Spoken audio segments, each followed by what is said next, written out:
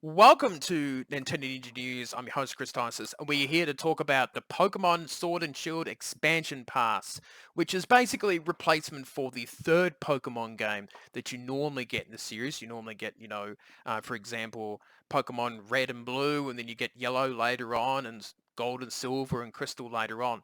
But the expansion pack will enable trainers to jump right into the adventures with the same save data, which is cool. You can use your old Pokemon and all that sort of stuff.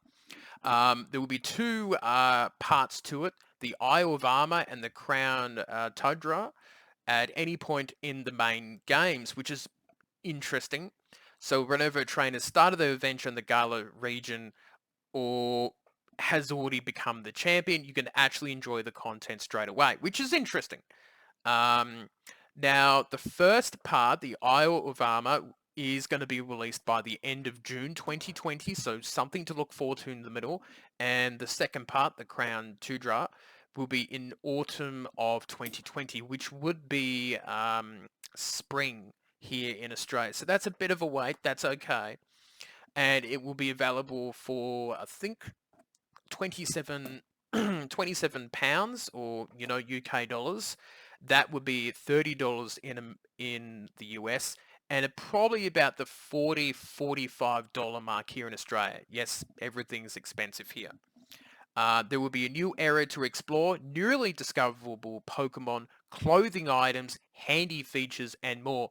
Also, too, there's about 200 new Pokemon, which I'm a little bit iffy about, getting Squirtle and Bulbasaur back, but I have to pay overall $120 to do that. That's the only thing that I'm annoyed at. But when you do purchase the expansion pass, you get a Pikachu uniform and an Eevee uniform, which is pretty cool. And you'll be able to use it by using codes when you purchase the expansion pass. It's one of those, special bonuses for that. So the first expansion to is a giant island full of environments not seen in the Galar region before. They will find waves, sweet beaches, forests, bogs, caves, and sand dunes. There are also plenty of Pokemon that make the island their home, living freely in the lush natural surroundings. There's a dojo there which specializes in particular training styles.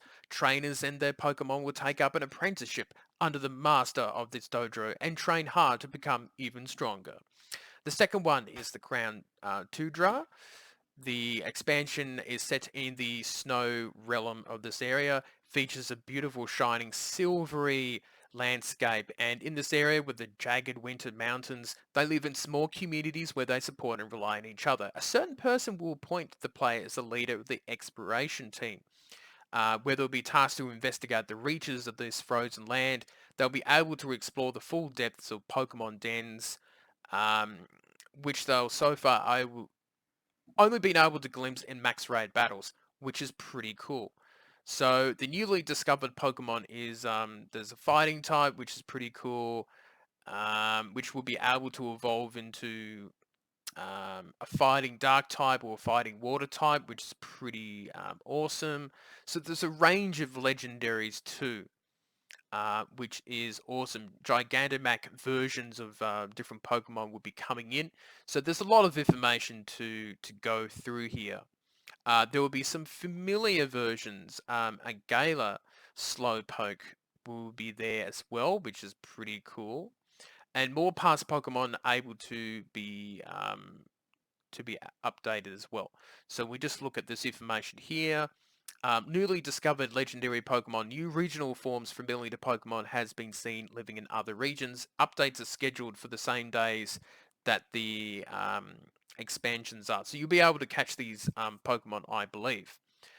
Players will also be able to bring over past Pokemon to their games from the cloud service Pokemon Home, which will be coming out in February 2020, which is good.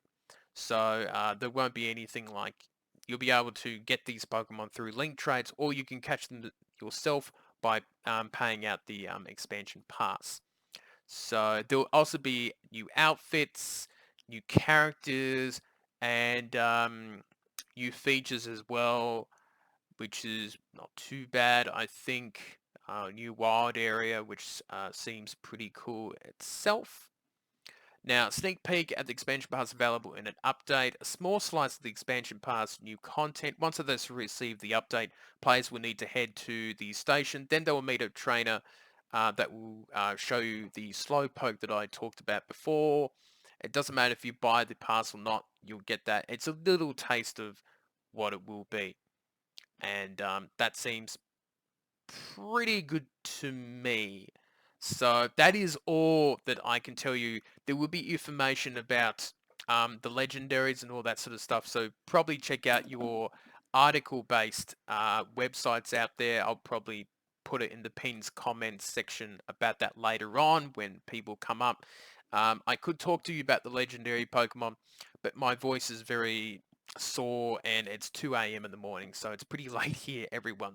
So it gives you a gist of what it's all about. You get 200 Pokemon back into your life, and I think it's probably worth it for people who really want to keep collecting more Pokemon and all that sort of stuff. But it seems exciting, and I'll be happy to jump back into Pokemon in the middle of the year and towards the end of 2020. So that is it for me, and I shall see you later on.